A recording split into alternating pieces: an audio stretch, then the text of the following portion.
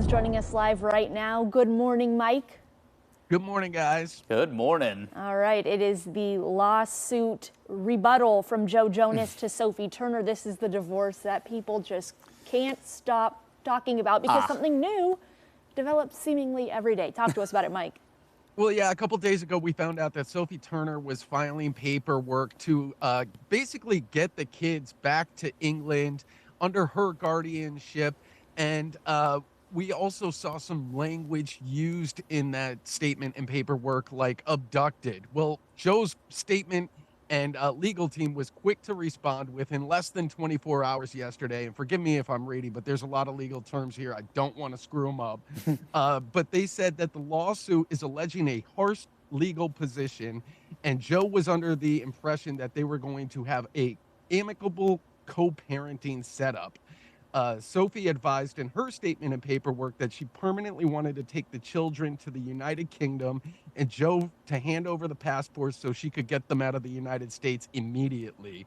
So Joe's representative went on to say that Joe is still seeking a shared parenting agreement with the kids for both of their parents to have custody and that they can live a life in the United States and the United Kingdom simultaneously. And that when terms like the word abduction is used, it's misleading at best and a serious abuse of the legal system at worst. The children were not abducted.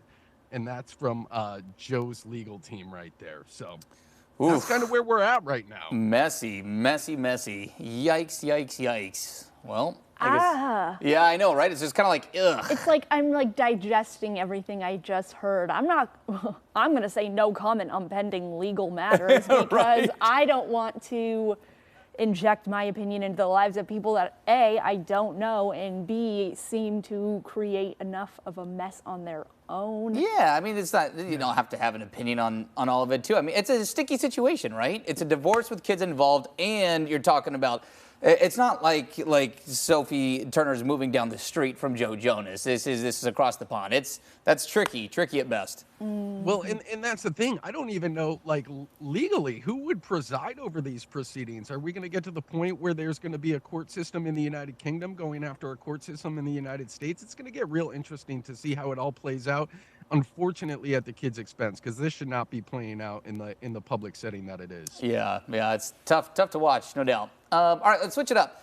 We are back on the T-Swift beat because why not? Because always. Because always. So Chiefs tight end Travis Kelce, of course, we talked about the rumors, some confirmed, some not, that they have been talking, texting, whatnot.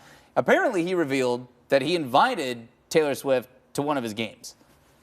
Yeah. Yesterday he was on a talk show on ESPN, and he said that he had extended an invitation to Taylor Swift to come party with him at Arrowhead Stadium and see how he lights it up because he's been there when she lit it up.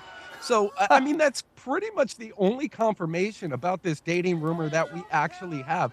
I really feel like Travis Kelce is just floating it out there, doing a little bit of clout chasing on his own to see if he can get his name in the headlines with Taylor Swift. There's been no confirmation from her camp that they've ever hung out.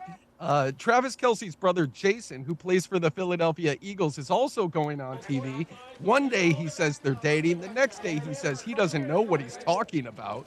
I don't know what's happening, but it's just, if anything, it's free promotion for Taylor Swift's Eras movie coming to theaters in a few weeks. I will say, Emma, before I give you the floor, because I'll take the Travis Kelce side of it, because I know him better than I know Taylor Swift, which is the Kelce family.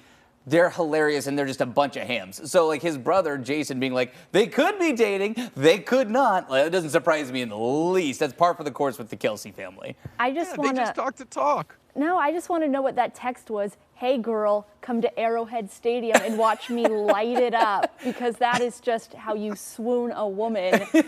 Games at 2:30. See you there. She doesn't need any promotion for her Eras Tour concert movie. It is over $100 million in pre-sale tickets already. Yeah.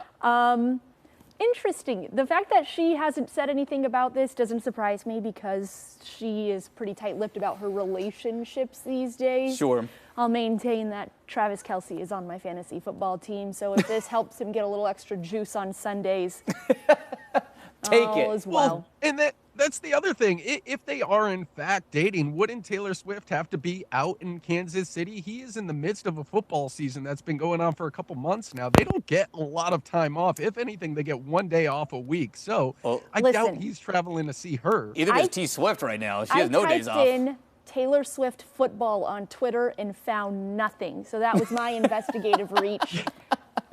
Get the I-team on it. Get the I-team on it. We'll continue to look into this. Thank you, Mike. We will continue to see what this Taylor Swift, Travis Kelce saga turns into. All right, Mike, have a great weekend. We will see you on Monday. You too, guys. All right, take care. And again, you can listen to Liz and Mike every weekday morning on 105.1 The Buzz. Another entertainment news.